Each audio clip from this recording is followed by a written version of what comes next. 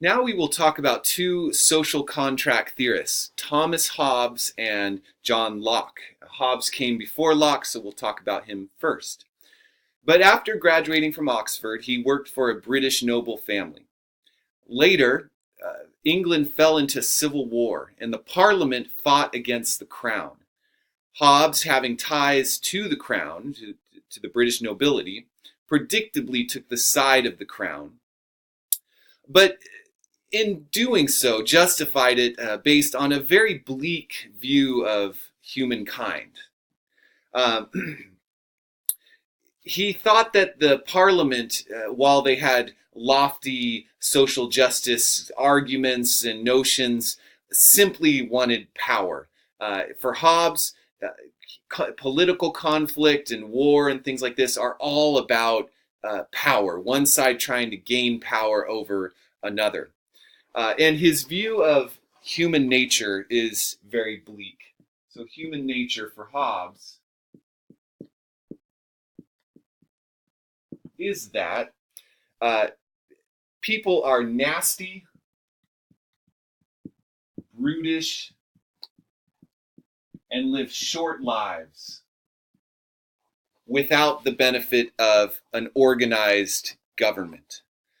In other words, our natural state is to be in conflict and in perpetual war with one another.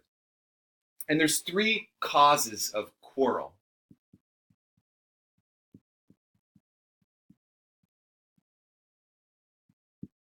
The first being competition. We fight against each other for limited resources. We compete for those resources. We try to take what other people have so we can have it for ourselves. Diffidence, which is where you defend yourself against other people trying to take what you have. And glory, where we try to fight for our own honor, or we feel like an injustice has been done to us and we want to fight back for the glory of it. Okay, and this is what he talked about, a theoretical state of nature. And that would be a pre-governmental state. So a state where no one has organized themselves, and he thinks that everybody is in perpetual war over these three things. We're competing with each other, we're defending ourselves from other people, and we're fighting for our own glory, our self-respect. And when I think about this, I think about the show Walking Dead. The government has collapsed, and early on in the show, you fear the zombies. The zombies are going around and eating people and jumping out of bushes and scaring you and so on. And they seem like the real threat. But over time, people learn how to defend themselves against the zombies and fight the zombies. And really, the central issue arises at that point. And that's the non-zombies. And they're all fighting, they're competing with each other for survival. They need supplies, they need food, and they're willing to kill other people for them. They're trying to defend what they have. They get arms, they get food and so on, or they get a compound that's secure, and protects them from the zombies, and they try to defend themselves. And then also egos are involved, and people fight for glory. They fight, for their self-respect.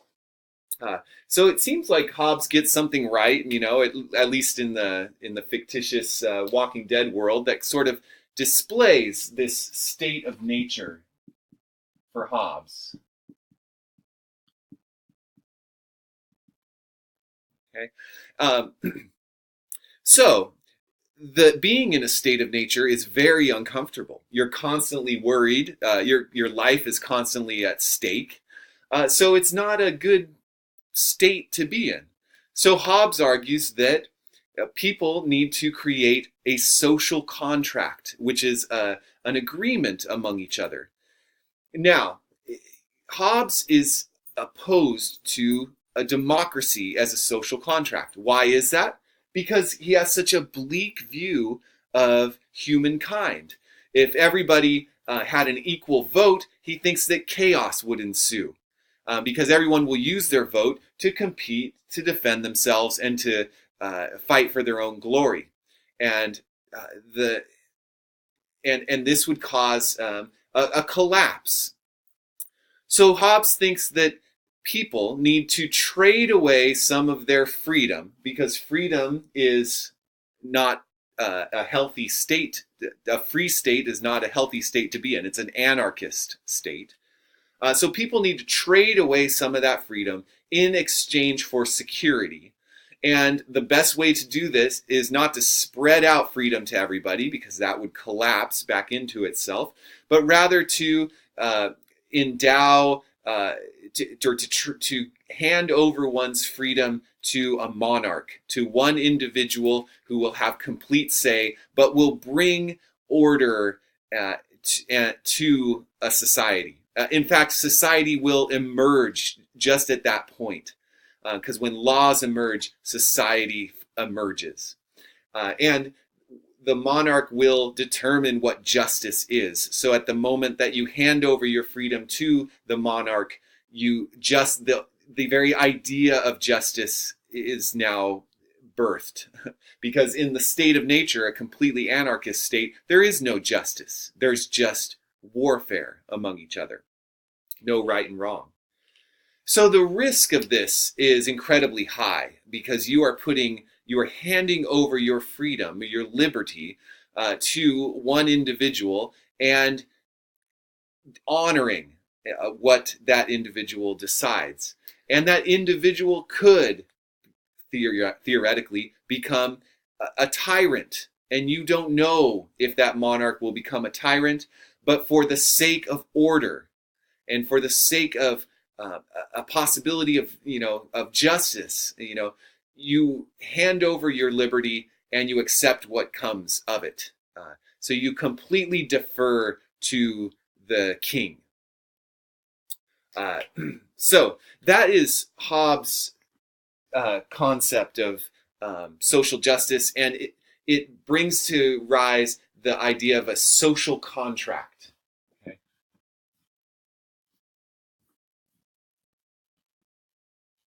So it's the social contract that brings us out of a state of nature and brings order and justice to a people, and brings about a nation and a society. And social contract involves agreement with one another and limiting your freedom in exchange for security. Hopefully, because you don't know exactly how what that monarch will do, but you put your trust in the idea that this social contract will further your personal interests. Okay, so the best contract, according to Hobbes, is an all-powerful government who has complete power. This monarch has complete power.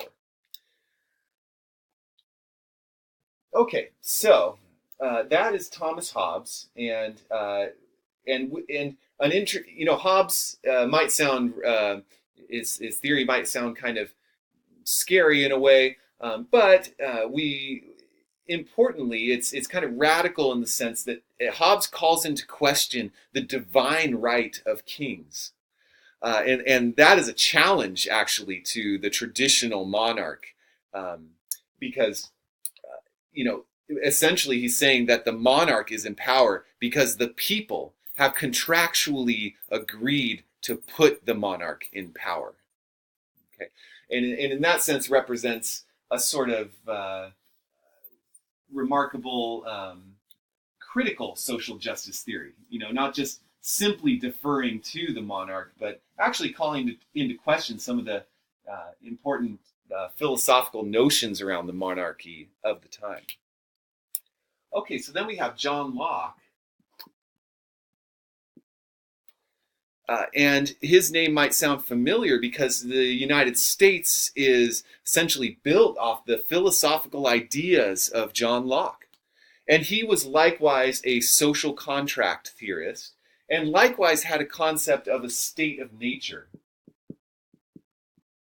But his state of nature did not reflect Hobbes' state of nature at all.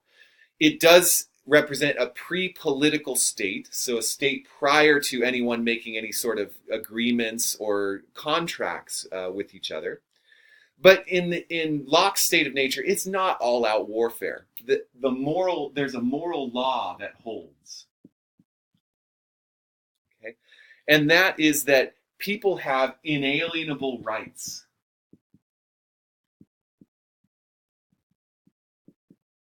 For Hobbes, rights emerge with the social contract, with the political state. For Locke, rights are inalienable. They're always maintained by a person, whether or not they find themselves in a government, or in a society. So those inalienable rights are life, liberty, and property possession.